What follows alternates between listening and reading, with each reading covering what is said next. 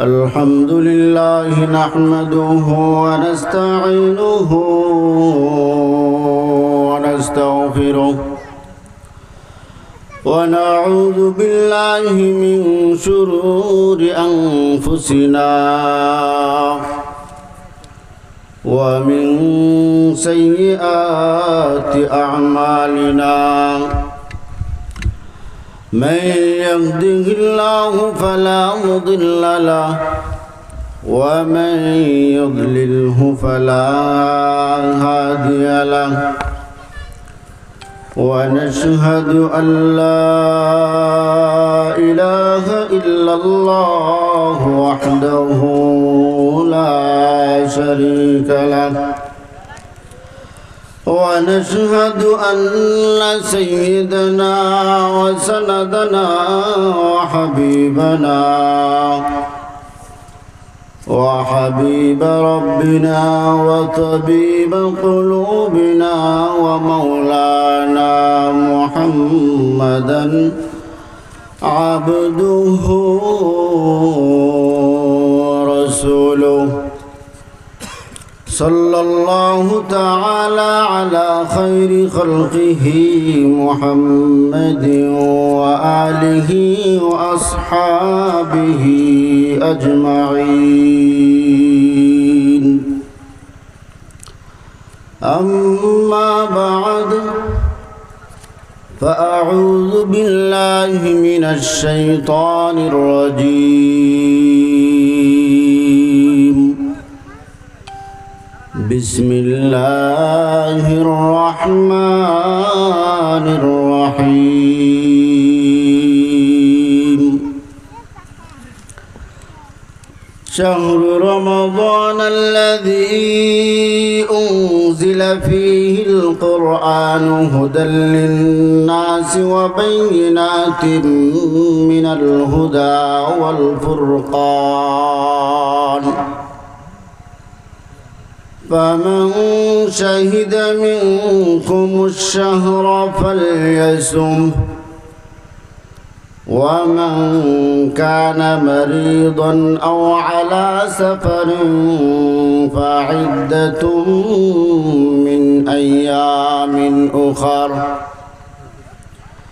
يريد الله بكم اليسر ولا يريد بكم العسر ولتكملوا العدة ولتكبروا الله على ما هداكم ولعلكم تشكرون صدق الله العظيم وصدق رسوله النبي الكريم ونحن على ذلك من الشاهدين والشاكرين আমরা সকলেই দরুদ পড়ি اللهم صل على محمد وعلى آل محمد كما صليت على إبراهيم وعلى آل إبراهيم إنك حميد مجيد اللهم بارك على محمد وعلى آل محمد كما باركت على إبراهيم وعلى آل إبراهيم إنك حميد مجيد بلغ العلا بكماله كشف الدجى بجماله حسنت جميع خصاله صلوا عليه وآله অধ্যকার আয়োজিত টঙ্গুলিয়াকান্দা মুন্সিবাড়ি জামে মসজিদের উদ্যোগে বার্ষিক ইসলামী সম্মেলনের উপস্থিত শ্রদ্ধেয় ও সম্মানিত সভাপতি সাহেব, আরও উপস্থিত রয়েছেন দিগার উলামায়ে কেরাম এবং আমার সম্মুখে উপবিষ্ট আমার মুরব্বী বাবাজিরা, আমার সমবয়সী এবং আমার ছোট ভাইরা, সকলকে আমার আন্তরিক মুবারকবাদ। আল্লাহ পাক রব্বুল আলামিন আমাদের সকলকে একটা সামিয়ানার নিচে বসার তৌফিক দান করেছেন, এজন্য সকলেই বলি আলহামদুলিল্লাহ। আমরা কিন্তু এই মহল্লারই, ঠিক না ঠিক? আমরা অনেক সময় একত্রিত হই, কিন্তু দ্বীনি আলোচনার উদ্দেশ্যে আমরা কি হই না, একত্রিত হই না। বিভিন্ন আলোচনায় উদ্দেশ্য করে আমরা বসি। আজকে যে আমরা বসছি কি উদ্দেশ্যে? দ্বীনি আলোচনা শোনার উদ্দেশ্যে। এর চাইতে বড় মজলিস, ভালো মজলিস আর হতে পারে? অতীতে আমরা কি করছি? এক ভাই আরেক ভাইকে গালিগালাজও করছি, এক ভাই আরেক ভাইকে কি করছি? মারধরও করছি, বিচার সালিশের জন্য একত্রিত হয়েছি। কিন্তু আজকে আমরা একত্রিত হয়েছি কোরআন এবং হাদিসের আলোচনা করবে হযরত উলামায়ে কেরাম। আমরা তা কি করব? শ্রবণ করব এবং সেই মোতাবেক আমাদের জীবন গড়ব। যেহেতু আমি অল্প সময় আলোচনা করব, বাঙ্গাসুরা কয়েকটা কথা বলবো। আর ব্যাপার হলো, পিতার সামনে কোনো দিন সন্তান বক্তব্য দিতে পারে না, ভাইয়ের সামনে, বড় ভাইয়ের সামনে ছোট ভাই কোনো দিন কি করতে পারে না, বক্তব্য দিতে পারে না। আবার ছোট ভাইয়ের সামনে বড় ভাইও কোনো দিন কি করতে পারে না, বক্তব্য দিতেও পারে না। এটা হলো কি একটা পরামর্শমূলক আলোচনা, যে আমরা আমাদের জীবনটাকে কি করব? পরিচালনা করব ইসলামী শরিয়া মোতাবেক। কিভাবে? ইসলামী শরিয়া মোতাবেক। সম্মুখে একটা মাস আসতেছে, আমরা সকলেই জানি। মাসটার নাম কি বলেন তো? কি মাস? এই মাসটার নাম যে রমজান, এটা কোথায় বলা হয়েছে? কোরআনুল কারীমে। কোথায়? এই মাসে আমাদের কি করতে হবে? আমার আগে যে হযরত আলোচনা করতেছিলেন রোজা সম্পর্কে বহু ফজিলত বলছেন, আমি ওখান থেকেই কিছু আলোচনা করতে চাইতেছি। এই মাসে আমাদের কি করতে হয়? করণীয় কি? রোজা রাখতে হবে। রোজা রাখার কথা এটা কে বলেছে? আল্লাহ তাআলা। কে বলেছে? আর রোজা একটা এমন আমল, যে আমলটা কেবল আমাদেরকেই দেওয়া হয় নাই, আমাদের পূর্বপুরুষ যারা ছিল হযরত আদম আলাইহিস সালাম পর্যন্ত তাদের উপরেও ছিল। তাদের উপরেও এমন নতুন কোনো একটা বিষয় না যেটা আমাদের উপর চাপিয়ে দেওয়া হয়েছে, আগে কেউ পালন করে নাই। কষ্টের একটা জিনিস, এই সেহরির সময় খাইতে হয়, আবার সন্ধ্যাবেলা। হ্যাঁ, আল্লাহ তাআলা বলেন, ইয়া আইয়ুহাল্লাযীনা আমানু কুতিবা আলাইকুমুস সিয়ামু কামা কুতিবা আলাল্লাযীনা মিন ক্বাবলিকুম লাআল্লাকুম তাত্তাকুন। হে ঈমানদারেরা, তোমাদের উপর সিয়ামকে, রোজাকে ফরজ করা হয়েছে। শুধু তোমাদের উপরে করা হয় নাই, তোমাদের পূর্বপুরুষ যারা গত হয়ে গেছে, দুনিয়া থেকে চলে গেছে অথবা জীবিত আছে, তাদের উপর যেমনিভাবে ফরজ করা হয়েছিল ঠিক তেমনিভাবে তোমাদের উপরেও ফরজ করা হলো। নতুন কোনো বিষয়? পুরাতন বিষয়। কেন করা হলো? কারণ কি? আল্লাহ তাআলা বলেন, আমি তোমাদের উপর রোজা ফরজ করলাম যেমনিভাবে তোমাদের পূর্বপুরুষ যারা ছিল, তোমাদের পূর্বে যারা ছিল তাদের উপরেও ফরজ করেছি। কারণ হলো লাআল্লাকুম তাত্তাকুন, যাতে তোমরা তাকওয়া অর্জন করতে পারো, তোমরা আল্লাহ ভীতি অর্জন করতে পারো, যেন তোমাদের অন্তরে যে ময়লা যুক্ত হয়ে গেছে গুনার কারণে, এইগুলো যেন তোমরা কি করতে পারো, পরিষ্কার পরিচ্ছন্ন করতে পারো। কি উদ্দেশ্যে? তাকওয়া অর্জনের উদ্দেশ্যে। এই জন্য হাদিসে আছে রমজান মাসে 4টা জিনিস বেশি বেশি করা। 2টা হলো বেশি বেশি কি করবে? ইস্তিগফার পড়বে, আর কালিমা তাইয়্যিবা লা ইলাহা ইল্লাল্লাহ, এই কালেমার কি করবে? বেশি বেশি তালকিন করবে।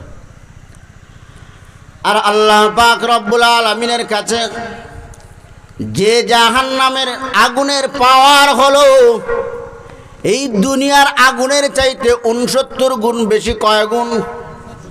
69 গুণ বেশি।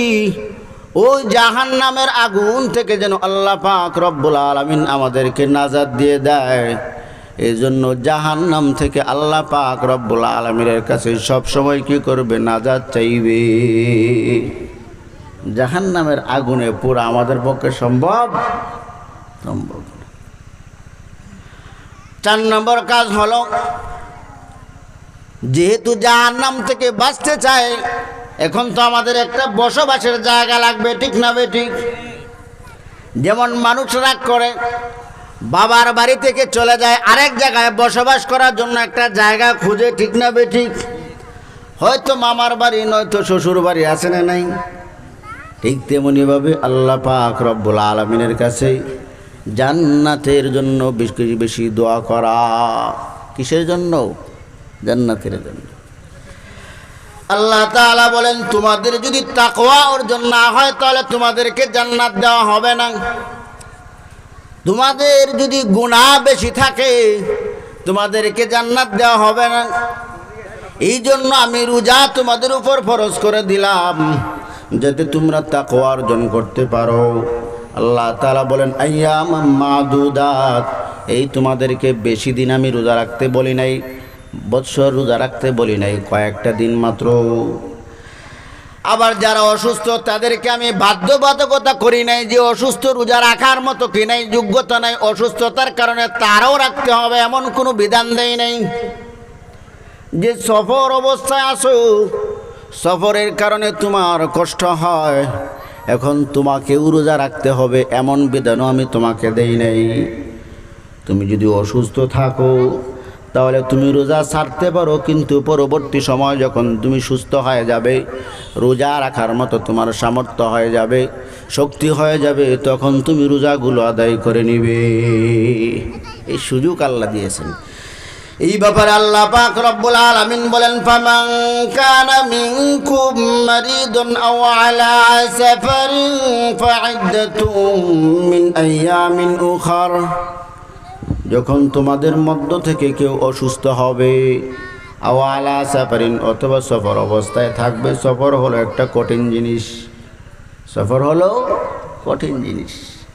সফর তো আমরা মনে করি মামার বাড়ি গেলাম সফর, শ্বশুর বাড়ি গেলাম সফর, এই সফর। 48 মাইল দূরে গেলে তখন বুঝন যায়, ঘন্টাকে ঘন্টা গাড়ির মাঝে বসে থাকলে তখন বুঝন যায় সিট কেমন গরম হয় আর শরীর কেমন গরম হয়, ঠিক না ভাই? ঠিক।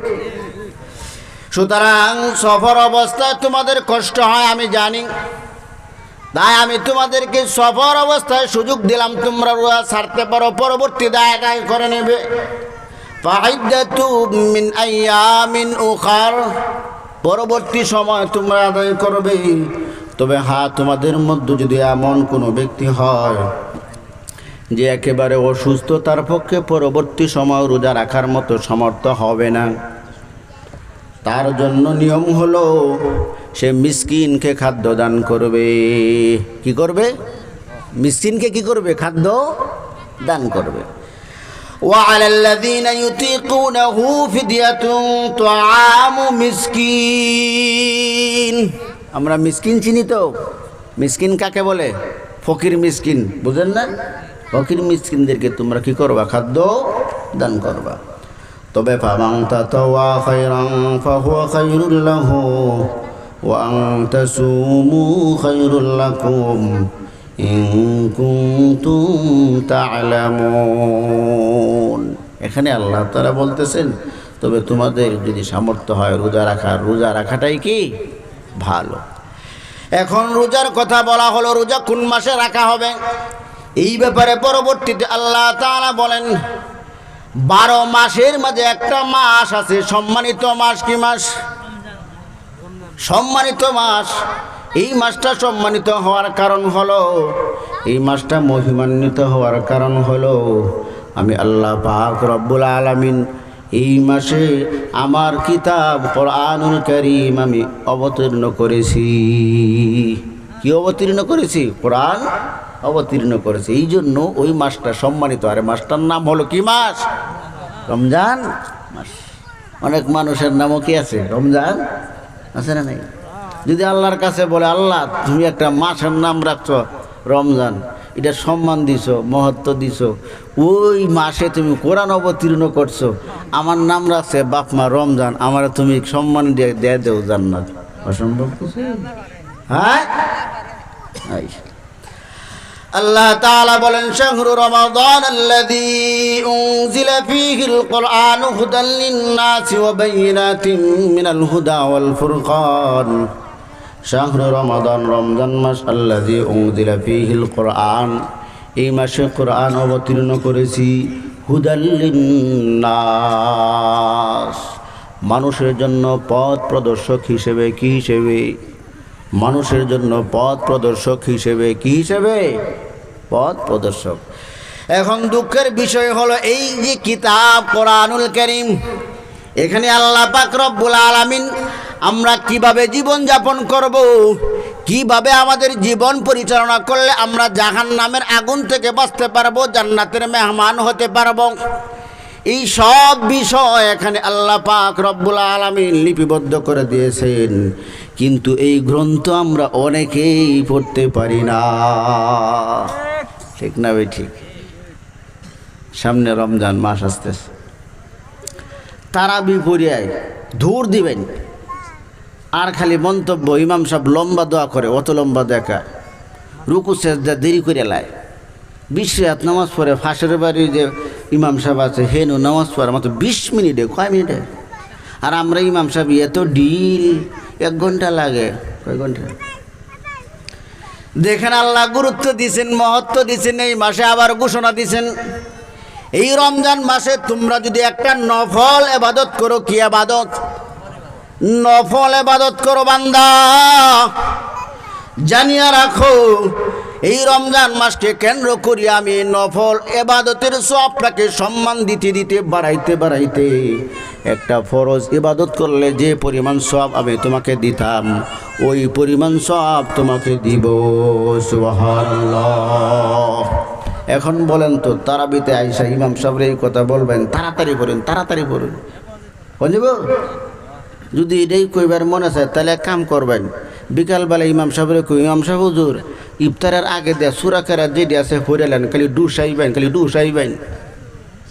বুঝলি কি কইছি? রমজান মাস হলো ফজিলতের মাস, বরকতের মাস, সওয়াব কামানোর মাস। আর এই মাসটার মধ্যে 20 রাকাত তারাবির নামাজ পড়ে আমার মনে হয় না অধিকাংশ জায়গা তারাবি কি আর কি নামাজই হয়েছে না। হ্যাঁ, হয় না গতি? আমার এই বহু জায়গায় বলছে হুজুর আর একটু তাড়াতাড়ি ভরতেন, গিয়ার আর কত দেন, দিতে 30টা গিয়ার ব্যাগটাই দিয়েছি, এরপরে পারি না, এরপরে আরও তাড়াতাড়ি। পরে আমি কইছি তাহলে কাম করবাম, কালকে সূরা কেরাত সব কইলবাম, খালি রুকু আর সাজদা আর আসসালামু আলাইকুম কইম, এছাড়া কোনো পথ নাই। অথচ আল্লাহ পাক রব্বুল আলামিন বলেন, ও আমার বান্দা বান্দিরা জানিয়া রাখো এই মাসে যদি তোমরা একটা ফরজ ইবাদত করো, এই মাসের বরকতে আমি ওই একটা ফরজের ইবাদতকে আমি এমন পরিমাণ মান দিব 70টা ফরজ ইবাদত করলে যে পরিমাণ সওয়াব হইতো, আমি রমজানকে কেন্দ্র করিয়া এই রমজান মাসের বরকতে, এই রমজান মাসের উসিলায় আমি 70টা ফরজ ইবাদত করলে যে পরিমাণ সওয়াব দিতাম ওই পরিমাণ সওয়াব দিব। এখন আমল করতে হবে না? এটা সুবর্ণ সুযোগ। এরপরেও যদি মানুষ এগুলা বিশ্বাস না করে, এই ব্যাপারে আল্লাহ তাআলা সূরাতুল ওয়াকিয়ায় বলতেছেন, কিছু আলোচনা করতেছেন। এই ফালাউলা ইযা বালাগাতিল হুলকুম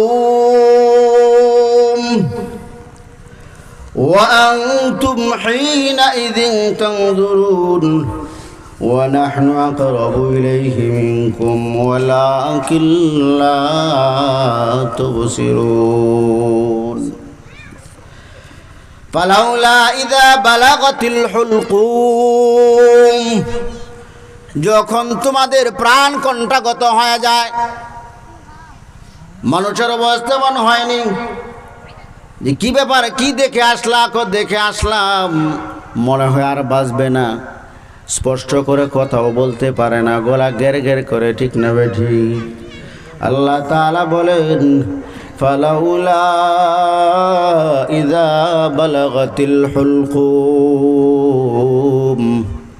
যখন প্রাণ বায়ু কণ্ঠাগত হয়ে যায়, ও আনতুম হিনাইযিন তানজুরুন, ওই সময় তোমরা কি করো? তাকিয়ে তাকিয়ে দেখো, তার পাশে থাকো। তোমার বাবা বিদায় নিতেছে দুনিয়া থেকে, সন্তান পাশে বসে রয়েছে। বাবা পাশে বসে রইল, সন্তান দুনিয়া থেকে বিদায় নিতেছে, ঠিক না বেঠিক?